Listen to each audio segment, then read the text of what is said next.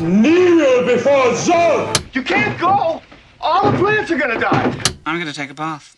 Bad dates. I'll alert the media. Boys, keep off the moors. It's evil!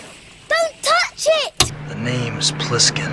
No more hangers!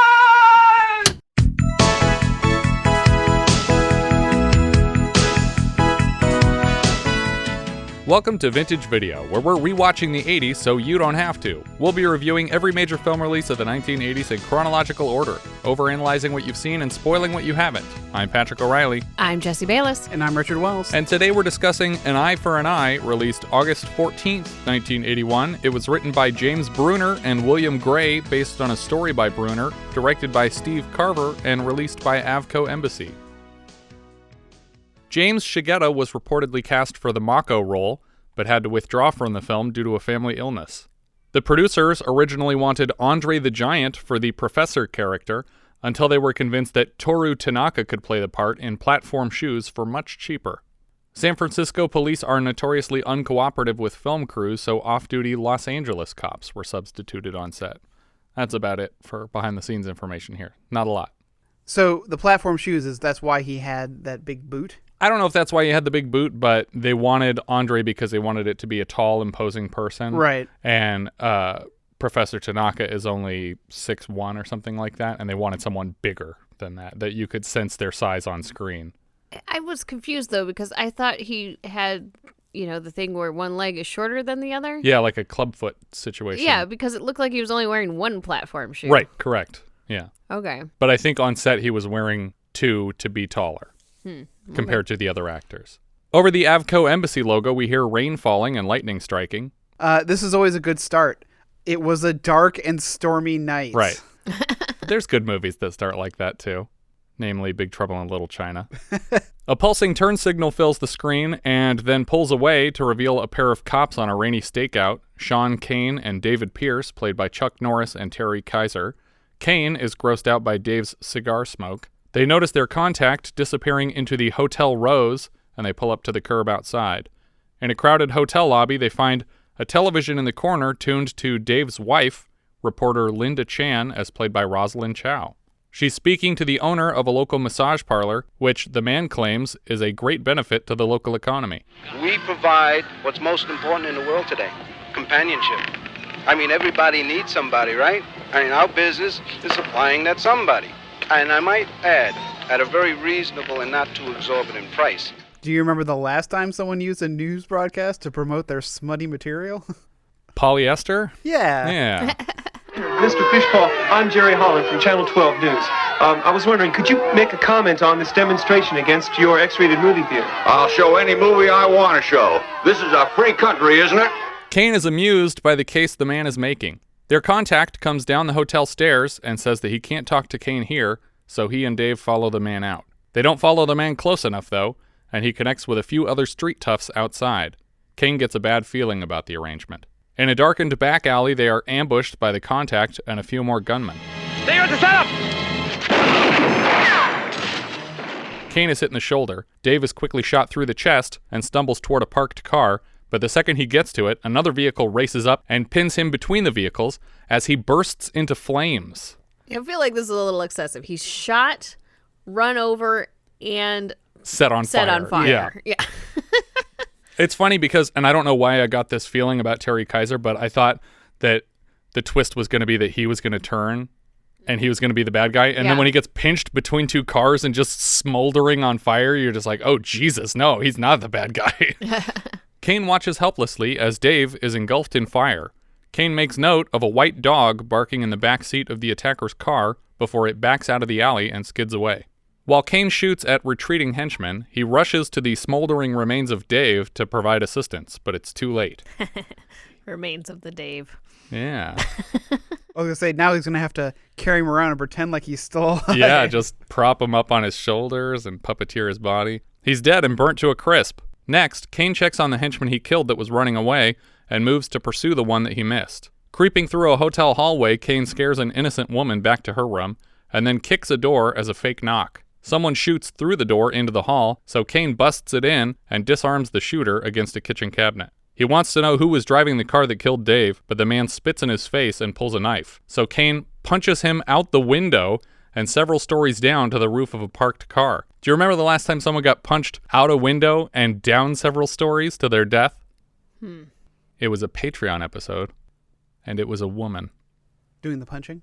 Getting punched. Oh, play Misty for me. That's right. Yeah.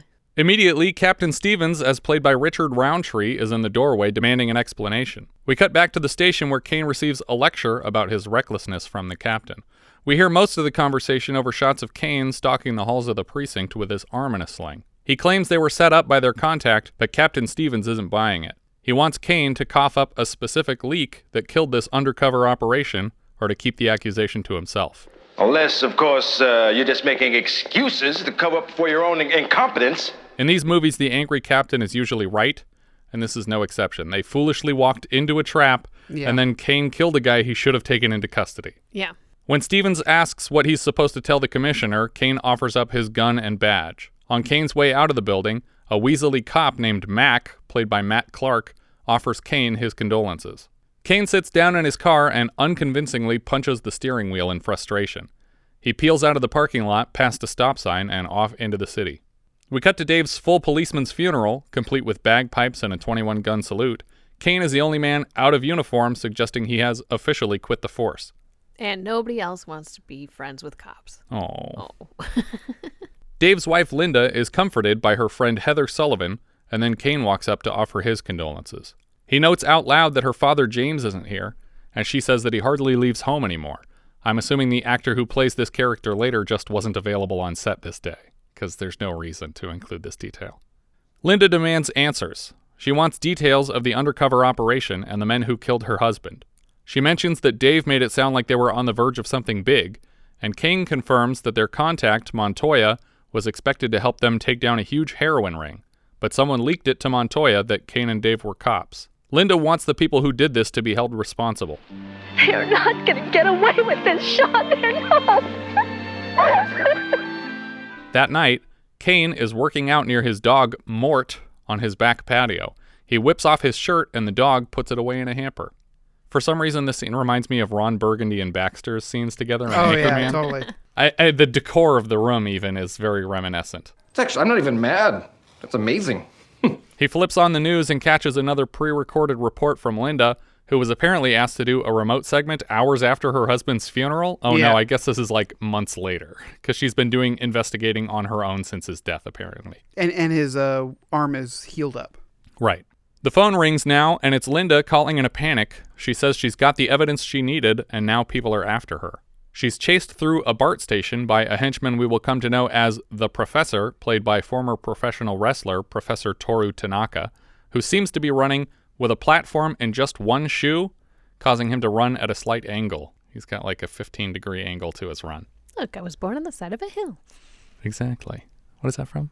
Bringing Up Baby. There you go. He chases her through crowds until she sees more henchmen ahead of her and heads the wrong way down an escalator because one side is closed. But as the great Mitch Hedberg pointed out, I like an escalator because an escalator can never be broke. It can only become stairs. There would never be an escalator temporarily out of order sign. Only an escalator temporarily stairs.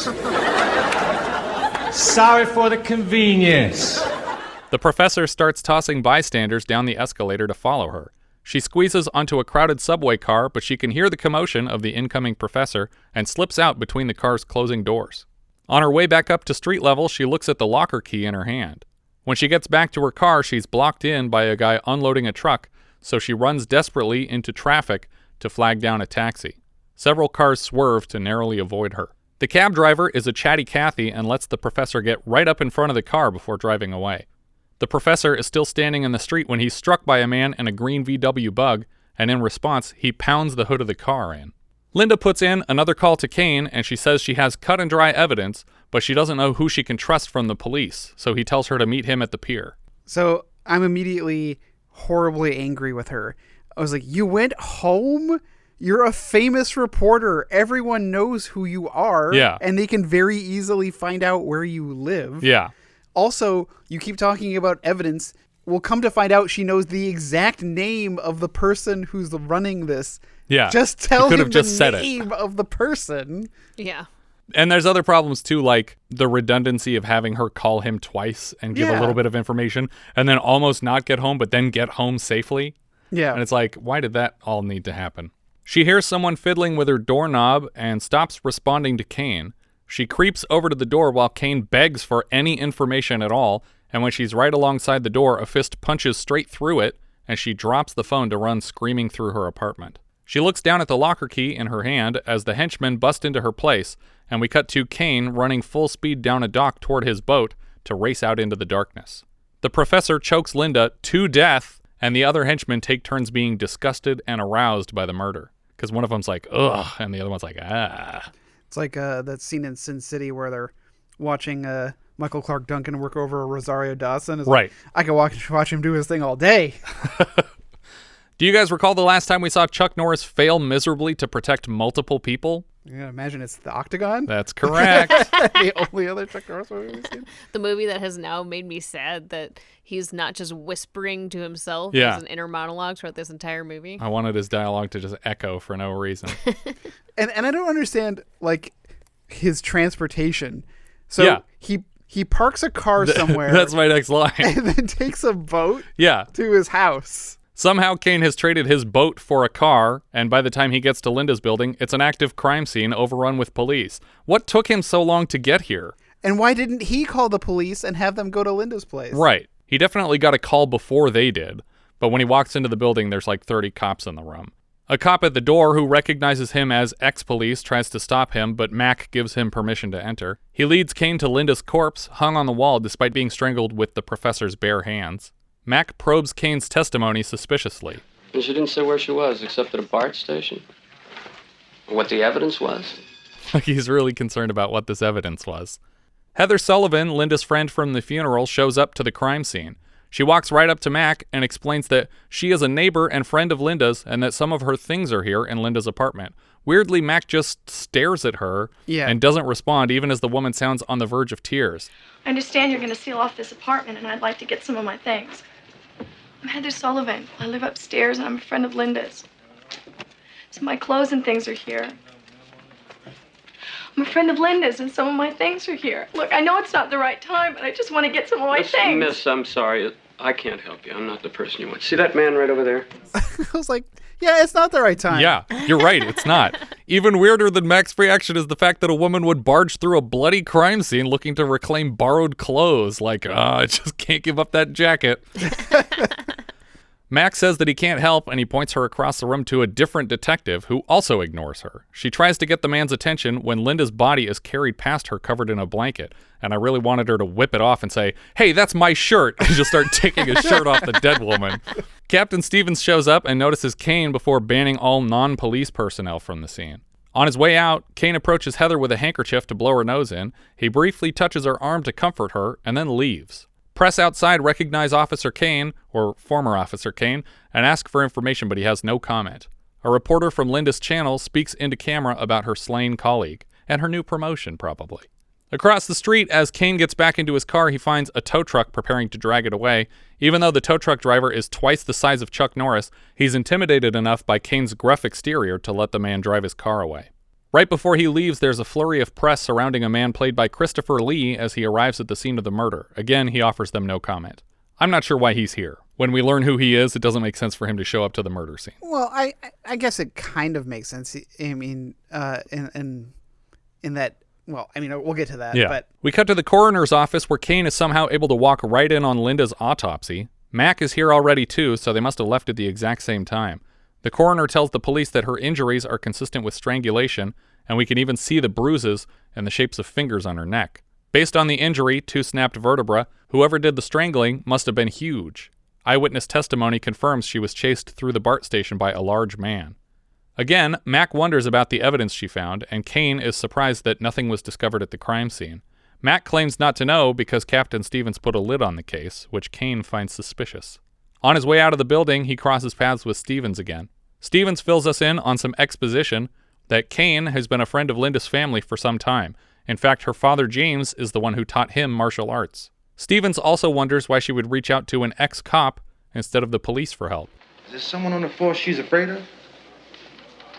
You tell me.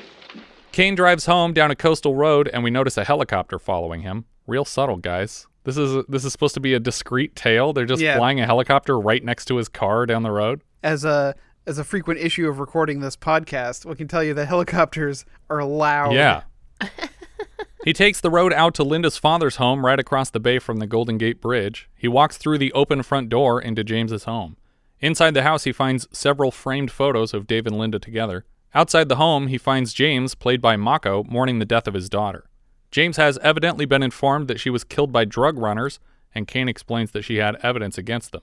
James tells Kane that he requires retribution, hence the title. His doorbell rings, and James explains he's been expecting Captain Stevens, who seems to just be following Kane around the city today. They've been in every scene for the last 4 scenes in a row. When James leaves to answer the door, Kane finds himself surrounded by armed men in matching jumpsuits. The 3 of them try to take Kane hostage, and he kicks the shit out of them and chokes one to death with his own automatic weapon. He recognizes a distinctive triad tattoo on the dead one's forearm. In the distance, his helicopter tail is doing loop-de-loops and then starts firing on Kane with a machine gun. Kane somersaults into the house to check on James. More uniformed henchmen fill the living room, and James fights them off. Kane joins the fight, and eventually they get the upper hand together. Kane keeps wandering needlessly outside where the helicopter can shoot at him. He sees another pair of men scaling the cliffs beside James's property, and just when they get to the top, he karate chops one and sends them plummeting down the face of it, and the helicopter leaves. So, these guys... Which guys? The cliff guys specifically? Cliff guys. They had a rope that went all the way down to the bottom of the cliff. Right. So how did they get the rope to the top? And grappling hook. And why don't they just come in through the street? Yeah. Like, what was the point of this? How long were they down there climbing up? It's like when they could have just been walking down a road. Yeah. The road that he drove to get to this house. He came up a different cliff. Oh, okay. He parked his car and halfway then put the up rope a cliff. up for them. Yeah. Perfect. Kane gets back into the house just in time to save James from the last henchman. Your intervention was well meant, but premature. I am still able to defend myself against men such as these. Needy Kairai. He informs James that these men have triad affiliations. James considers torturing the last man for information, but Kane assures him that the triads are sworn to secrecy. He won't talk. He'd die before he broke his oath. Kane suggests leaving the henchmen strewn about the property for Stevens to find, and James says they will seek vengeance together. When Kane arrives home later, his alarm is blaring, and Mort is barking and warning. This poor dog's been locked in this blaring house for hours. Yeah, when the security alarm goes off, the entire house locks down with giant metal bars. Yeah, it's like 13 Ghosts style. Yeah. He also has a remote control that opens anything that he wants just by whatever it's pointed at. Yeah. Basically. We don't see any evidence of a break-in, and Kane congratulates Mort for scaring away the burglars. Later, Kane roughs up a punching bag fueled by flashbacks of Dave and Linda's deaths.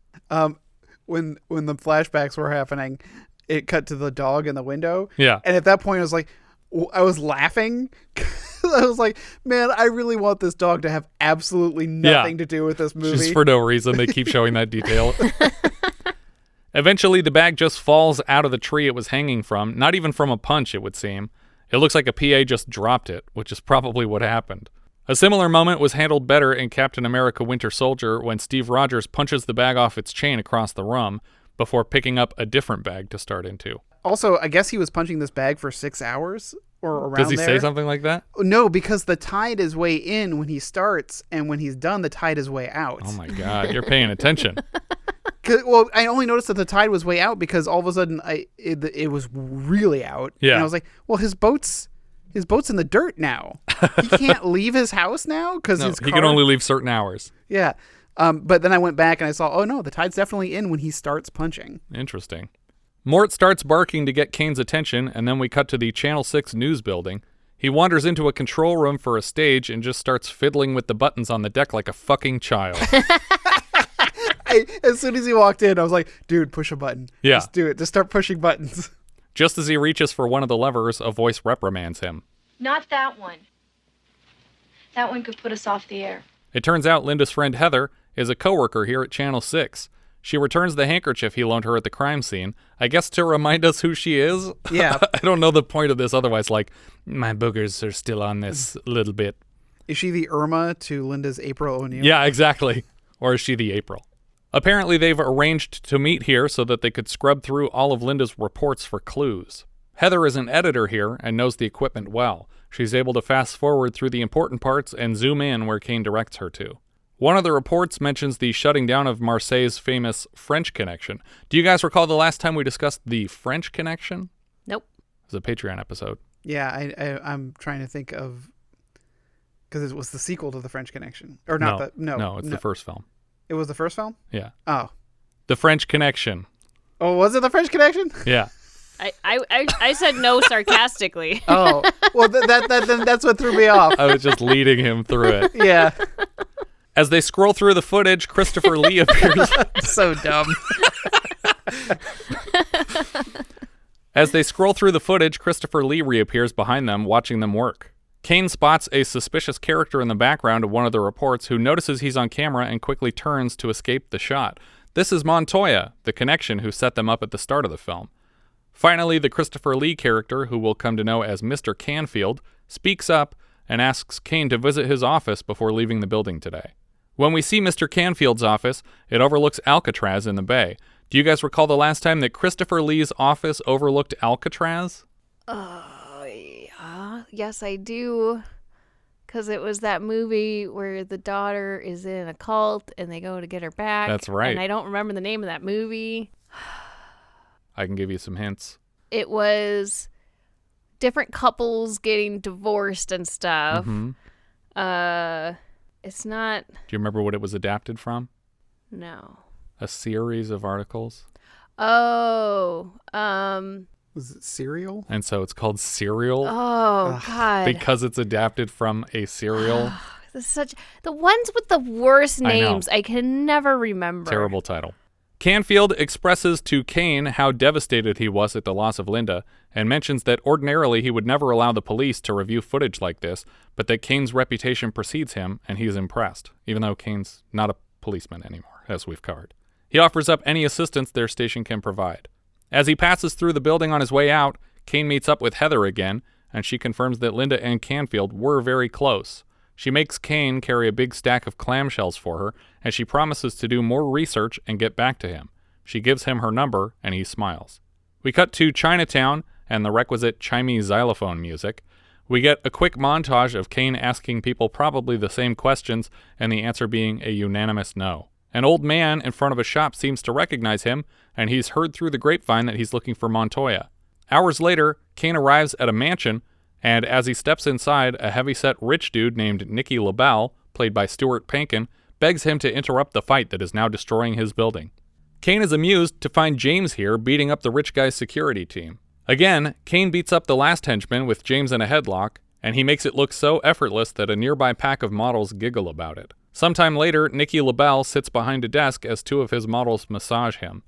James and Kane are both here to learn where Montoya is, and they believe LaBelle knows the answer.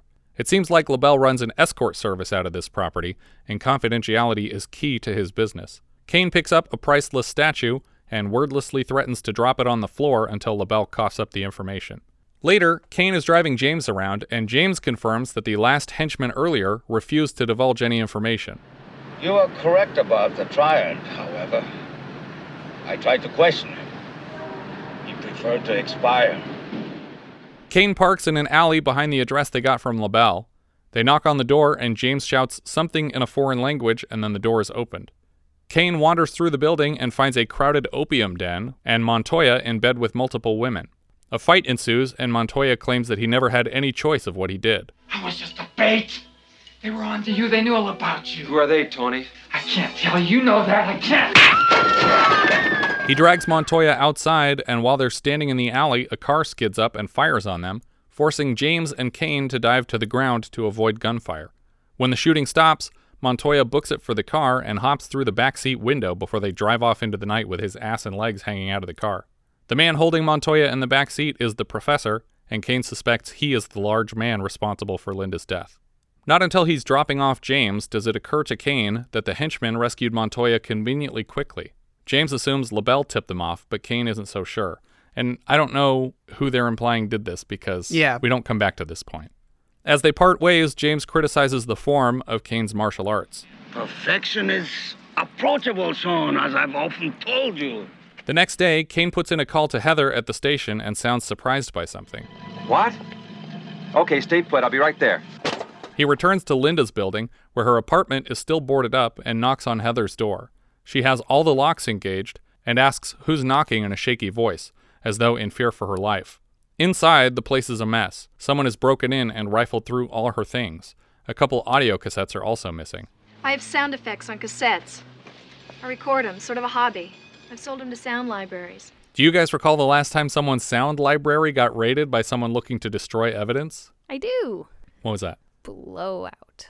That's correct. All my tapes are blank. You know, I don't get you, man. First you feed me all this nutty assassination shit, then you give me a blank tape. What for?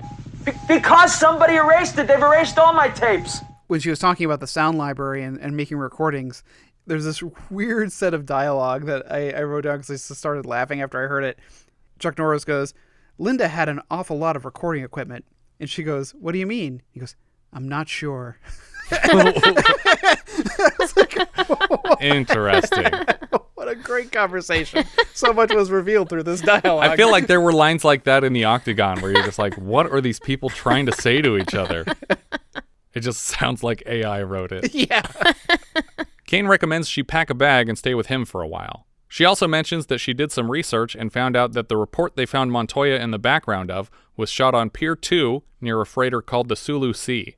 Back at his apartment later, she compliments his beautiful house and asks how he found it, and he claims to have built it himself.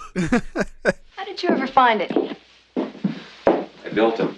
You're a very handy guy. She's impressed with his boat, car, and home ownership, and then impressed further by his capable cooking. Delicious. Every time she has looked at him in this entire movie, she's made the most exaggeratedly flirtatious, horny faces possible, and somehow Kane still manages to misread it. Something wrong? No. She asks him what he plans to do after he's avenged Linda and Dave, and he asks her for suggestions. They sleep in separate bedrooms in the house that Kane built himself, but Kane has terrible nightmares of Dave on fire and the dog barking in the car that hit him. He wakes up in a cold sweat, but without making a sound, and somehow Heather is still drawn to the room to comfort him after his nightmare. Of course, the music turns tender and they're quickly kissing. Mort the dog has seen enough and gives them their privacy as they lean into bed together. I saw enough too. Yeah. He's so sweaty. Yeah. He's like dripping with sweat, and then she starts making out with him, and it is the grossest thing. So hot. The next morning, Kane is taking a shower when Heather jumps in behind him and they make out some more. Yeah, you definitely need a shower after that one. Yeah. If these two are so perfect for each other, it's crazy Linda never thought to set them up on a date. It's like, these are your two best friends, and they're both single. Well, she's only attracted to him when he's moist. I guess, yeah. She notices the scar from the bullet Kane took in the first scene. God. Is that what a bullet can do? If you're lucky. It's actually a pretty badass line, but it suffers from having been delivered by Chuck Norris. Later that day, Kane and Heather are on the boat watching the armed gunmen patrol the Sulu Sea. Because they take no precautions to hide themselves, they're immediately spotted by a guard on the freighter. Turns out the guy with the binocs is not a guard on the Sulu Sea, but actually someone else surveilling the operation. That night, back at his house, Kane puts on a gun and tells Heather to hold down the fort here. Once he engages the security system, the home will lock down tight and no one can get in, or presumably out. He locks her in and then rows an inflatable raft out to the Sulu Sea. You would expect him to at least keep to the shadows, but he parks his boat directly under a spotlight on the dock. At this point, I was wondering what was the reason for showing them spot the boat earlier, if he's arriving completely undetected now, but it might not have been them spotting him at all. Right. It's a fake out. Kane grabs a hold of the first guard and snaps his neck to kill him. Then he climbs a mooring rope out to the Sulu Sea. The same guy who spotted his boat before now watches him through night vision binoculars. And he must not be one of the bad guys, because instead of sounding some kind of an alarm, he just sits here watching Kane silently murder all the guards. He does eventually phone the sighting into someone, unclear who at the moment. Kane explores the interior of the boat. Back at Kane's home, Heather is unpacking her bags when Mort lifts a high heel out of her suitcase, and she notices underneath it is a key to a BART station locker. So let's back things up here. The henchmen were busting down Linda's door, and she looked down at her hands, and she was holding this key. Yeah. How did it get into the suitcase? The best I can figure is that Heather came down to collect her clothes before the police could inspect the whole apartment, and the key was wrapped up in the borrowed clothes, or maybe it was in this shoe. Yeah, and it that's specifically fell out in the suitcase. That's my assumption. Yeah. But that's an awful lot on Linda. Like, she knew that would happen. My friend upstairs is going to come reclaim this shoe. Yeah. Like, I borrow something for 2 hours, and she comes knocking on my door wanting it back. Back on the freighter, Kane finds several boxes of something labeled Explosive C and pries one open. Inside, he finds what look like fireworks, but when he dumps the powder in his hand and touches it to his tongue, I think we're meant to infer that this is heroin. Right. But apparently it's not all heroin? Yeah, it's like 50-50. And you just have to inject it first to find out. He just likes the taste of gunpowder. That's it. A group of Asian businessmen, who evidently still haven't been informed that there's an intruder on the ship, enter to inspect its contents. A pair of guards enter close behind them. Kane notices that he's left his knife on the box he pried open, and when he tries to pull it back, he drops it to the floor, and the guards hear it hit the ground. I was just yelling at him. I was like, It's what are the you doing? laziest knife grab I've ever seen. Just leave it alone. No one's going to see it. And if they do, who cares? Yeah, it's way less suspicious as just a knife on a box.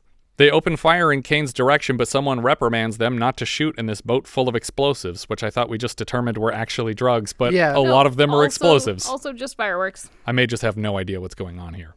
Fireworks are also illegal, though. Yeah.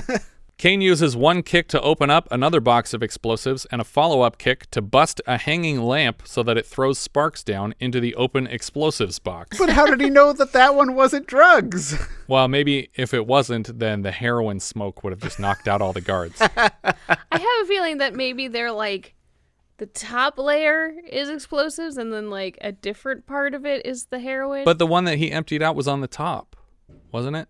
Yeah, but I'm just saying he broke one in half, and I feel like that one had, the explosive powder in it. But I think that one's supposed to have heroin in it because he's supposed to be discovering heroin in this shipment of fireworks. I don't know. Or is it both? Like there is actual firework components and heroin components? Know.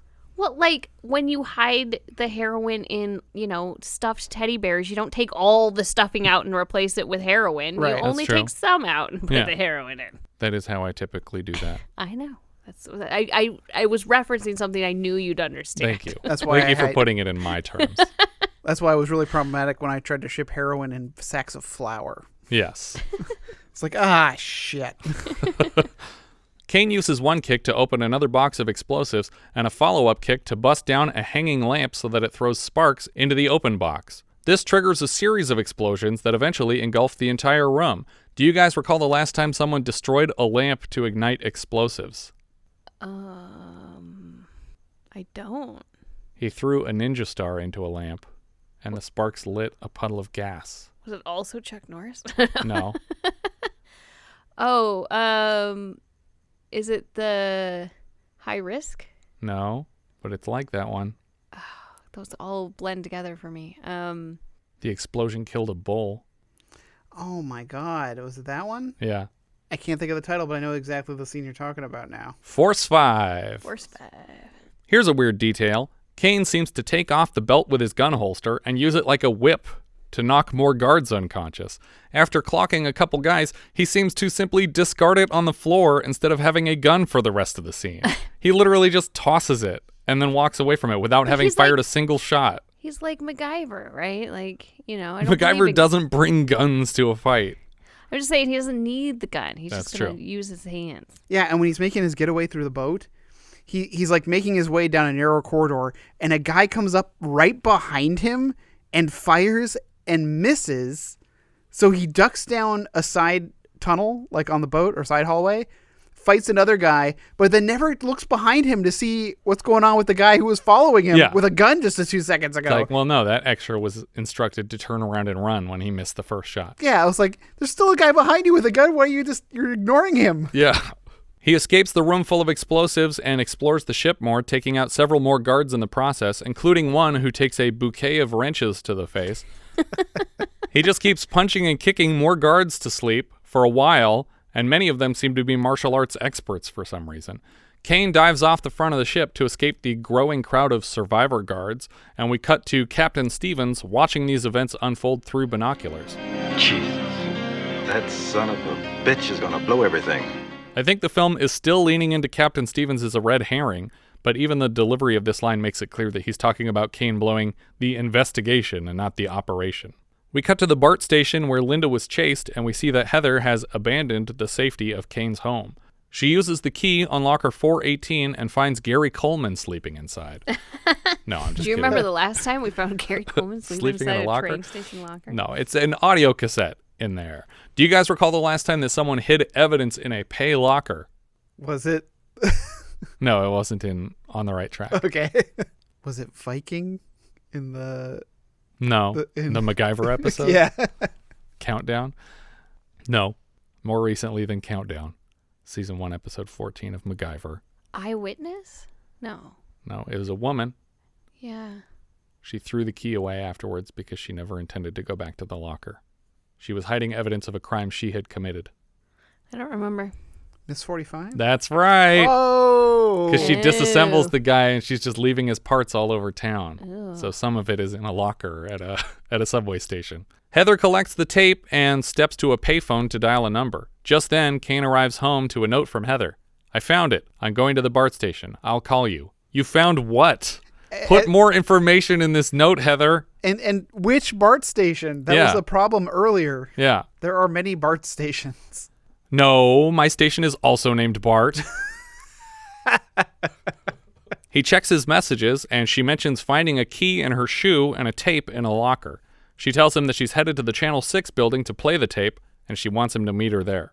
Just as Kane enters the building lobby, he is waved through security by Mac, who is apparently expecting him. He says Heather is upstairs with Mr. Canfield reviewing the tape now. Mac assures him that he has kept Stevens out of the loop on this. He tells Mac all about the firecrackers full of drugs and that they'll need to check out that ship. When they get to Canfield's office, we can hear the tape playing, and it's Canfield's voice on the recording. He invites Kane into the room, and Heather tries to warn him it's a trap, but she's cornered by henchmen, and it's also super obvious already. Suddenly, Kane notices that Mac has a gun trained on him, and he must have been the mole the entire time. Come on, Kane, read the room. I understand that since you left the force, you no longer carry a weapon. Does he, McCoy? He is a weapon. Canfield thanks them for finding the tape because he never would have found it on his own, but if they didn't, nobody would. Yeah. So it doesn't really matter. It's not like they were going to check this locker eventually and just play the tape. Though, if I was some kind of BART station maintenance engineer, You would start doing that? and like came across a locker that's been locked for X amount of days or years, I'd break that locker open. It's like that Storage Wars show. There's a bunch of people like hoping there's something cool in there. Yeah. It's just a cassette tape. Screw it. Look, a Bananarama tape. That's mine. With no cover. We sure scored big on that one, didn't we, buddy? Canfield blames his confidence in Lisa on a fetish. My weakness for Oriental women, you know. Mac also tells Canfield that Kane knows all about the Sulu Sea but hasn't told anyone yet. Canfield assures him that the fire was contained and the shipment is safe. As he leaves the office, Canfield essentially invites Mac to kill Kane and arranges to transport Heather to his home. When she refuses to budge, Canfield calls in the professor. The professor and Kane stare at each other for a moment, and amusingly, the second Kane lifts an arm to throw a punch, he is nailed in the back of the head by a weaker henchman and drops like a sack of potatoes. I was surprised that they let the main character of this movie just get knocked out by a no-name henchman guy. Yeah. His hands are then tied behind his back, but as they put a belt around his neck, James busts into the room to save the day. James beats on one of the henchmen, while Kane kicks the other one mercilessly with his hands still tied behind his back. When both the henchmen are taken out, James unties Kane's hands.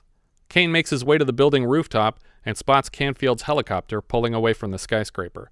He confronts Mac, who was left behind on the rooftop. I don't know why. He should have just gone with them. Well, I imagine he's there to, like, clean up. Maybe. You don't do your own killing, Mac? I'm in this for the money, Sean. That's as far as it goes.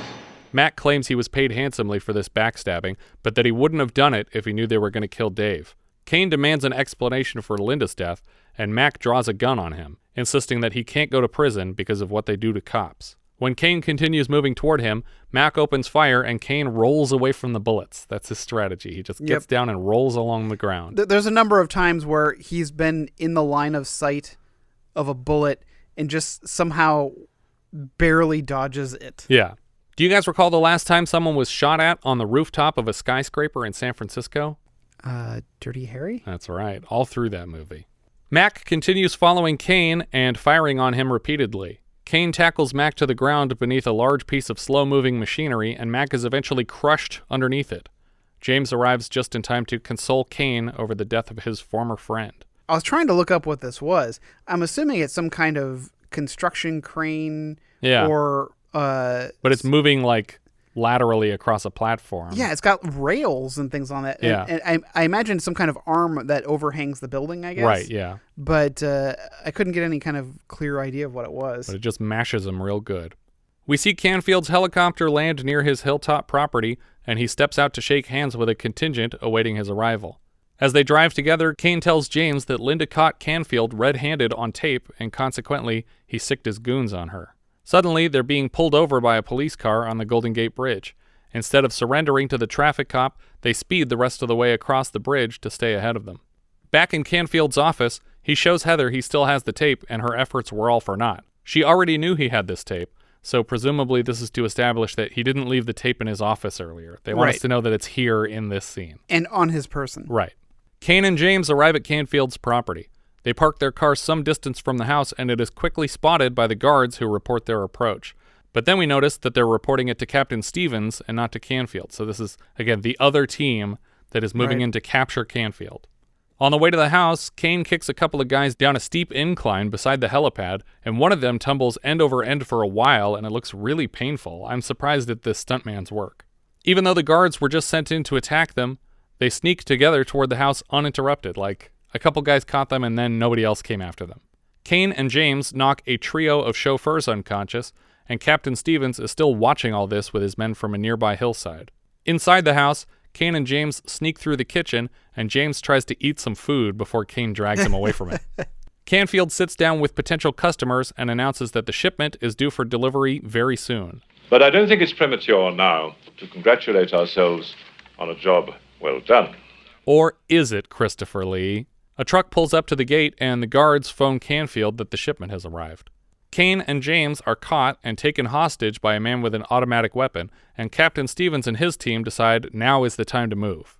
As they're walked at gunpoint through the courtyard, James ducks so that Kane can wield a spinning kick over his head and knock back the gunman, who accidentally fires his fully automatic weapon into the air, catching the attention of Canfield and his investors. Canfield is certain immediately that Kane is responsible. Kane fires a shotgun blast into another henchman's chest, but runs out of ammo and ditches the weapon. Shit! Captain Stevens and his team of hundreds of cops start laying down cover fire for the two men taking on the compound by themselves. More guards are repeatedly kicked, and one is sent sailing off a diving board into a pool. Yeah. I was like, okay, please there's the pool. Keep kicking him in that direction. Yeah, he's got to go into the water at least. Canfield makes another unconvincing announcement to his customers. Gentlemen, I assure you there is no need for any alarm whatsoever. We have more than enough people here to take care of the situation. Canfield's security team are getting perforated by the hailstorm of bullets from Captain Stevens and his men. Another henchman sneaks up on Kane, and he lays into the guy with a pillow first, and then kicks him in the head over and over like he's a speed bag. James is caught in the house by the professor, and the two square off. Outside, the cops continue blasting a comically excessive amount of bullets indiscriminately into the house, and yet henchmen still bother to shoot back at them and are quickly taken out. Stevens finally reaches the delivery truck and finds boxes of explosives packed to the top. It's a miracle nobody's shot this vehicle yet, considering how many guns are firing in every shot of this scene. Yeah. The professor lifts James off the ground and carries him around the house for a bit before tossing him onto the floor of the living room right in front of Kane. Hey! Try me. For no apparent reason, the limousines of all of Canfield's guests start exploding in the driveway. What did that? Why are these limousines exploding? A few of them make a run for Canfield's helicopter and are promptly mowed down by the cops beside it. The professor lets Kane throw a few uninterrupted punches and takes them like a champ. A hard slap across the face seems to affect him slightly more. Kane knocks him back a step with a spinning kick to the chest, and the professor's patience is wearing thin. He finally responds to a smack by slapping Kane to the floor and then tossing him across a couple bar tops. Kane faces off one more time and goes into a tornado kick that catches the professor on the chin and is foleyed for some reason with a gunshot ricochet sound. Yeah.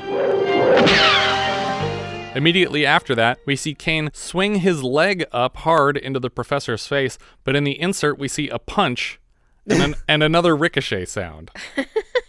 Kane reels back for a final jump kick that sends the professor crashing through a massive coffee table to the floor, and he is down for the count. When Kane turns around, he comes face to face with Canfield, holding Heather at gunpoint. He asks Kane to step aside and allow him to leave, and he's just about to comply when Canfield's assistant walks in with a dog on a leash. We are treated to a flashback of Dave's death and the dog barking in the car that night, and this is the most meaningless twist I've ever seen. It turns out the bad guy in charge of this whole heroin ring is the same bad guy who killed Dave to protect this whole heroin ring. Yeah. Who cares? Haven't we already established this? We know he's in charge of all of it. And if it wasn't him specifically driving the car, then it was definitely someone working for him. Yeah. And it was his fault already. I don't understand why he was there. We don't even know for sure that he was. It could have been this guy that was just walking the dog for him. The guy had the dog, yeah. Yeah. Did you notice the gun that Christopher Lee had? No, I didn't. Is it a PPK or something? Yeah, it's a Walther PPK. Yeah. I was like, oh, he's got like a Bond gun. He was a Bond villain. Yeah. With a gun. And his cousin was Ian Fleming. The car. It was you in the car. I'd like to stay and discuss this with you, Mr. Kane, but you understand.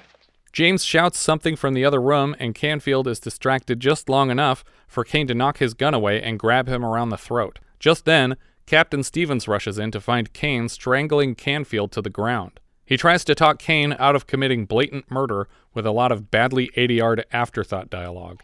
Don't do it, Kane. Not now. Not when we've got him. It's the wrong move, Kane. He's through, man. Knock. Shut up and tackle the unarmed man strangling your suspect. Yeah. You're really just going to let him do this again? Stevens admits that he knew that Mac was a mole, but they had to let him operate just to secure this sting operation. Yes, we knew all along, sadly. Kane might have actually committed our second Raiders of the Lost Ark protagonist should have done nothing mistake for the season, because it seems like the cops had this pretty well in hand and might have taken a lot of these people custody instead of murdering them all. Heather points out that the case is cut and dry. Canfield will go to jail if you just stop strangling him to death, and finally Kane relents. Seconds too late it seems, but then Canfield shows signs of life. I think we're supposed to think maybe he killed him here. Kane pulls the tape out of Canfield's pocket and tosses it to Stevens. Bet you wish you destroyed this hours ago when you absolutely already would have, eh, Canfield? A pair of cops drag Canfield away, and Stevens follows Kane into the other room to congratulate him for a job well done. I hate to say it, but thanks. You know, I'd hate to say it too, but you're welcome. Kane has an arm around Heather as they walk through the yard littered with corpses and listen to James blather on about Kane's terrible form. I was laughing so hard. It's just like more and more bodies just lying all over the ground. It reminds me of the Commando scene where he's just killing everyone in the front yard of that mansion in Beverly Hills. When it dissolves from this scene, it's this really epically long dissolve. Yeah. It's like a good 20-second dissolve. Yeah. To just wide shots of the San Francisco area. Yeah. Namely the bridge, basically. But as they're walking away from the house, James is claiming that in his prime he'd have had no trouble defeating the professor alone. And that's the end of our film. So that's an eye for an eye, everybody. Better or worse than the Octagon? Start with that. Worse. I agree. Oh, really? I would say better. I think the story in the Octagon is better. There's a ninja school and he's infiltrating it. The problem with this movie, though, is it's just bad and not funny bad. Yeah. Like, that... I feel like I like a lot of bad movies better than this because at least I find them amusing. Is Stevens supposed to be a red herring? Stevens? Yeah. Yeah. Oh, yeah. When are we supposed to not think that he's a red herring anymore? When is the reveal? I would say that... When he says he's going to blow this thing? Yeah. Or are we still supposed to think he's a red herring then?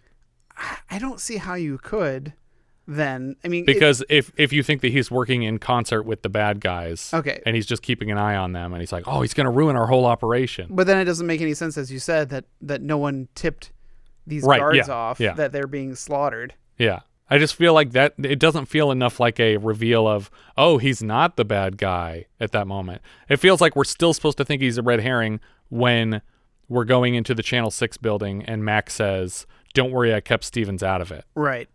Well, I mean, it makes sense for Kane to think that, but it doesn't make any sense for the audience to think that. Okay.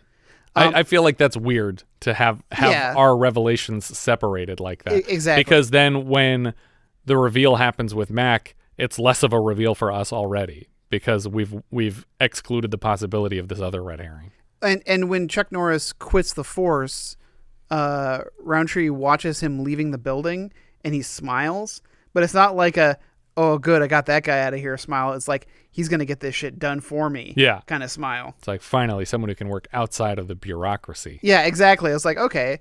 And we have a Batman on our team. So when they kept trying to make him a red herring, I was just like, no, I already know who it is. And also, Richard Roundtree could never play a bad guy. He's too charismatic to play a bad guy. Thumbs down, I think. Thumbs down. Oh, it's a thumbs down. Yeah. But I think I liked it a little bit better than the Octagon.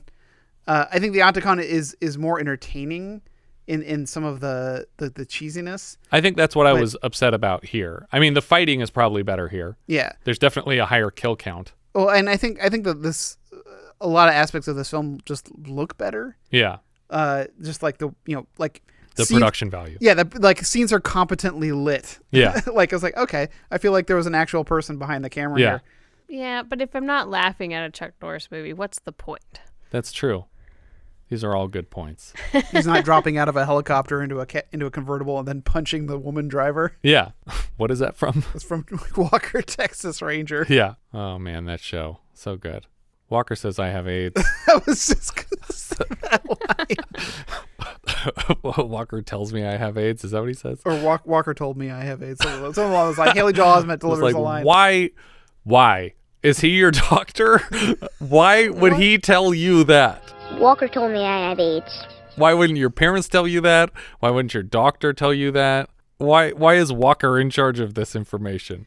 Haley Joel played all kinds of really oddly tragic child characters in his career. Even on, he was in an episode of Ally McBeal, and he was like a kid dying of cancer. Really? And I was like, geez. Allie told me I have cancer. Allie? He doesn't have cancer? Dumb kid. It's the April Fool's episode. And then in the middle of their Chuck Norris review, they went on this 8-minute Haley Joel Osment bit. Yeah. Where's this going Letterboxd? Do we know? Pretty low. Yeah. I didn't enjoy it. What are we at? 108? We're at 108. I have it at 103. All right.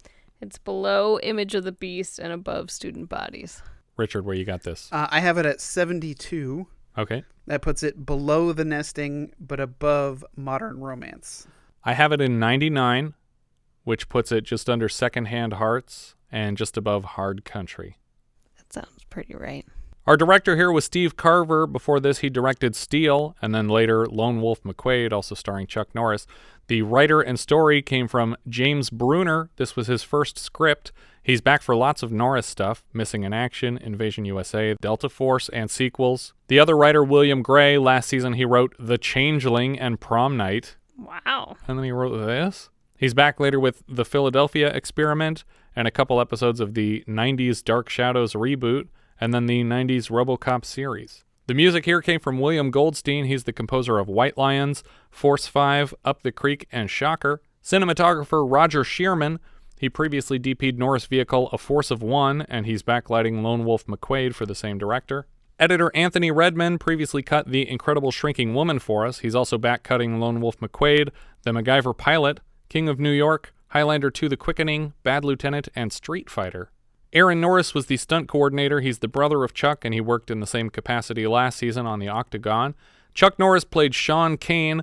We saw him last year in The Octagon. He's in Way of the Dragon, Invasion USA, Missing in Action, A Force of One, Delta Force, Lone Wolf McQuade. He's Booker in the Expendables franchise, and Walker, Texas Ranger, the inspiration for the Walker, Texas Ranger lever on Conan O'Brien. Christopher Lee was Morgan Canfield. We saw him last in our Patreon review of Scars of Dracula, and before that last season as Luckman Skull, the leader of the gay biker gang in Serial. He's Saruman, he's Count Dooku, he's the man with the golden gun, and perhaps his most dastardly villain, Sender, in John Landis's The Stupids. That's right.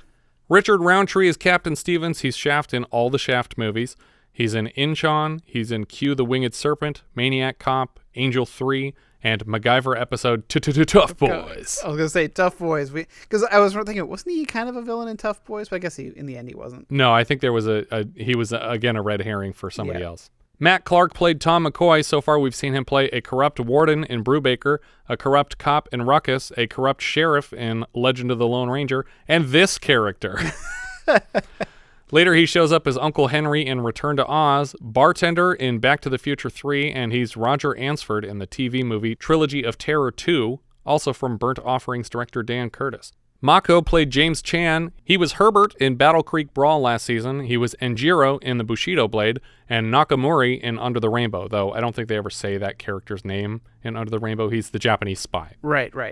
Later, he's a wizard/narrator in Conan the Barbarian and Destroyer, and the narrator of Dexter's Laboratory. He's Aku on Samurai Jack, and probably most famously Uncle Iroh in Avatar The Last Airbender. Yeah. He was also the voice of Splinter in the 2007 animated TMNT movie, and he reunites with Chuck Norris for Sidekicks in 1992. Maggie Cooper played Heather Sullivan. This was her first film. She also played a Rylon Greeter in The Last Starfighter. Oh. Do you know who that is? Yeah, I can kind of picture who she is. But she doesn't have a lot of other roles, so Yeah. These are two of her main ones.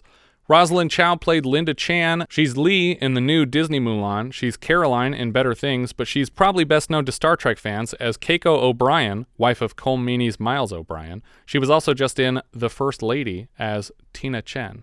And obviously we had her last year in Battle Creek Brawl. Right. Both films make tragically little use of her work because she disappears very early in the story. Yeah. Professor Toru Tanaka plays the Professor. He was a professional wrestler turned actor who performed in the ring as Professor Tanaka, hence the nickname in the film. This was his first feature film role. He was Francis's butler in Pee-wee's Big Adventure. He's Sub-Zero in The Running Man, Tokyo Joe in Alligator 2, The Mutation, and Rushmore in Three Ninjas. He and Mako appear together in the 1991 martial arts film The Perfect Weapon. Stuart Pankin played Nicky LaBelle. We've seen him now as Dudley in Hollywood Nights, Sam Tate in Hangar 18, and Sweeney in Earthbound. Later, he's Earl Sinclair in Dinosaurs, and Commander Edward Plank in Xenon Z3, Girl of the 21st Century. Yeah. Terry Kiser played Dave Pierce. We've seen him previously as the day manager in All Night Long, but he's definitely best known as Bernie from the Weekend at Bernie's films. He's also Count Spretzel from Stuart Raffles' Mannequin 2 On the Move, and the mad scientist who puts Paul Walker's brain into a robotic dinosaur in Stuart Raffles' Tammy and the T-Rex. He's back later this season for Looker, and much later as Dr. Cruz in Friday the 13th Part 7, and he reunited with Norris for a recurring role on Walker, Texas Ranger. Mel Novak played Tony Montoya. He was an associate producer on the film who was initially offered Nicky LaBelle, but he wanted to play the Montoya part. He played Stick in Game of Death. Do you guys recall the last time we dealt with someone named Stick? Oh, yeah. What was that? That was Student Bodies. That's right. We've seen him so far in Tom Horn and Force 5 on the show.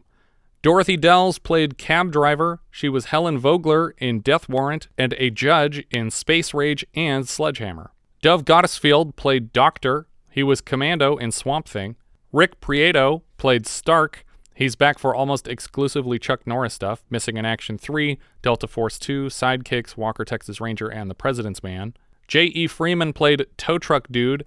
He shows up later in Miller's Crossing, Ace, Iron Eagle 3, and MacGyver episode Birthday. Oh. He's also Santos in Wild at Heart and Marty Cantor in Patriot Games. Joe Bellin played Truck Driver. So far we've seen him as a luggage salesman in Cardiac Arrest, a dispatcher in Die Laughing, consulate servant in The Competition, and a reporter on the pier in Charlie Chan and the Curse of the Dragon Queen. Daniel Forrest played the VW driver. He's back right around the corner as a mime in Choo Choo and the Philly Flash. Joe DeNicola played parlor manager. He's a brothel attendant in Godfather 2, so very similar jobs. Right. Jeffrey Bannister played Man on Walkie Talkie. He played Implosion Man in Poltergeist. What does that mean? Implosion Did he Man? play the house at the end?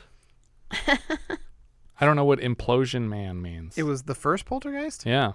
I can't even begin to think. Yeah. He's also Charlie in the Twilight Zone movie. Robert Beeling played a coroner. He was Harvey Nichols in Cardiac Arrest, which got a minisode earlier this season, if you haven't heard it. Harry Wong was a Chinatown shop owner. He was a tailor in Leonard Part 6. Nancy Fish played reporter number 1. I think that's the woman who ends up replacing Linda in her job. She played a homeless bag lady in Howard the Duck. She's Nurse Allerton in Exorcist 3. She's Mrs. Noct in Cutting Class, and Mrs. Peenman in The Mask. Oh. Yeah, his landlady, who gets attacked by the mask. Right. We saw her last in that cardiac arrest minisode. Earl Nichols played Officer Ed. He played the 4th cop in Time After Time. Don Pike played Watcher, whatever that means. He was a chauffeur in the Octagon last year. I think that's the chauffeur who's pulling out of the driveway when the lady pushing a stroller starts firing into the ambassador's car. Okay. Tim Culbertson played a policeman. He's credited as Cop in the Hotel in Cheech and Chong's next movie last season. And Ben Jean played Mort. Ben Jean, if you'll recall, played Benji the dog in the franchise's 2nd, 3rd, and 4th installments and the series. We reviewed the 3rd film, Oh Heavenly Dog, last season. That wasn't a Benji dog, was it? There's 2 dogs in this movie. One of them looks like Benji. Really? His dog. His dog at his house. Not the dog in the back of the car. Outside of the Benji films, Ben Jean appears in just this and uncredited as Stray Dog in Trading Places. I think that's everything for An Eye for an Eye. If you guys have any thoughts you'd like to share, we are Vintage Video Pod on Twitter, Facebook, Instagram, YouTube, and Letterboxd, where, as I've said before, you can find each of our full movie rankings for the year. We can also be found at vintagevideopodcast.com. We also have a Discord now. Join the 24/7 movie chat and share your thoughts on episodes past, present, and future at vintagevideopodcast.com/Discord.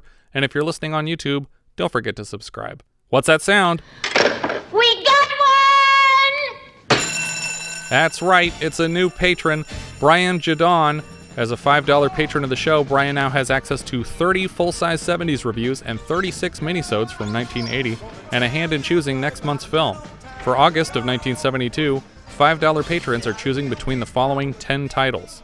Everything You Ever Wanted to Know About Sex, asterisk, but were afraid to ask. Woody Allen's sex comedy anthology film, adapted from Dave Rubin's novel of the same name, starring Woody Allen, John Carradine, Lou Jacoby, Louise Lasser, Tony Randall, Lynn Redgrave, Burt Reynolds, and Gene Wilder. 4 Times That Night, another sex comedy from Bay of Blood director Mario Bava, starring Brett Halsey, Daniela Giordano, Pascal Petit, and Bridget Skay, Brunhilde from Bay of Blood. Kansas City Bomber, a roller derby drama from anonymous MacGyver pilot director Gerald Friedman. It stars Raquel Welch, Kevin McCarthy, and a very early turn from Jodie Foster. Last House on the Left, Wes Craven's first feature film, an exploitation horror film, and Section 1 video nasty, produced by Friday the 13th's Sean S. Cunningham, and starring To All a Good Night director David A. Hess.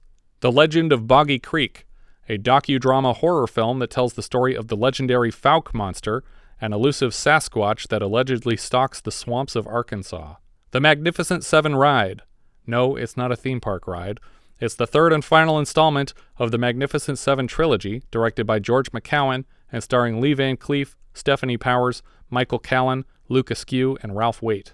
The Salzburg Connection, an American thriller based on Helen McInnes's 1968 novel of the same name. It's a Cold War spy story starring Barry Newman and Anna Karina. Snoopy Come Home, Bill Melendez's animated musical comedy drama road movie about Snoopy's tumultuous reintroduction to American life after a harrowing tour of duty in the Vietnam War. Not really. It's about Snoopy and Woodstock going on an adventure to find a girl who wrote them a letter from the hospital. It's the 2nd Peanuts film to release theatrically and the first to feature Woodstock. Superfly, a blaxploitation crime drama classic from director Gordon Parks Jr., son of Shaft director Gordon Parks, with a soundtrack from Curtis Mayfield. It stars Ron O'Neal, Carl Lee, Julius Harris, Sheila Fraser, and Charles McGregor. And The Way of the Dragon, a Hong Kong martial arts action comedy produced and directed by star Bruce Lee and featuring Chuck Norris from tonight's film in his debut role, each of which will be celebrating their 50th anniversaries this August. Thank you so much for listening, and I hope you'll join us next time when we'll be discussing Nobody's Perfect, which IMDb describes like so. The story of a group of misfits living in Miami and their revenge against government bureaucracy after the city refuses to pay for the damage to their car caused by a pothole. The 3 friends, including one with constant short-term memory loss and another who is constantly jumping from personality to personality, decide to steal an army howitzer and persuade the mayor to change his mind. That's the full IMDb summary of this film. You don't even bother to mention the third guy's ailment? No, it doesn't matter. No, apparently not worth it. We leave you now with a trailer for Nobody's Perfect. Meet the outpatients of the Knollwood Clinic. Dibley, a hard-working guy. What? Unusual, amazing case. Recurrent amnesia. I've forgotten how to drive. Swoboda, a gentleman and loving son. He never goes anywhere without his mother. Oh, here she is now. Good morning, Mrs. Swoboda. There we go. Buckle up. Take it easy, Doc. And Walter. A double schizoid. He was born in the middle of a Cagney-Betty Davis double feature. You look at these ridiculous clothes. I look like Judy Garland. But then, one day on a drive, the city takes them for a ride. And whatever there is to snap, snaps. It's a very big hole. We need that car to go to the clinic. I'm sorry, but no claim can be considered unless a complaint has been lodged prior to any damage done. That's ridiculous. That's the law. Why don't you go fight City Hall? Columbia Pictures presents Nobody's Perfect, the story of three guys who are determined to beat the system. How do you take money from the city? Walter, I'm glad you asked me that question. What was the question? Their strategy, remarkably ingenious. Why are we following that tank as if I didn't know? Boldly imaginative. We need one of those cannons. And basically, insane. I like it. I love it. I hate it. Let's do it. All they need is a little help from the Army. The General? Hello, soldier. The Coast Guard. Dibley, you got it up here. The Mayor. We can threaten him with naval bombardment. And a woman with the heart of a stripper and the patience of a saint. Mr. Mayor, there's a man on the inter-island ferry threatening your life with a gun. They're anchored right off the front lawn. They've got an Army cannon. Gabe Kaplan, Alex Karras, Robert Klein, and Susan Clark. You don't have to be crazy to fight City Hall, but it helps. Nobody's perfect.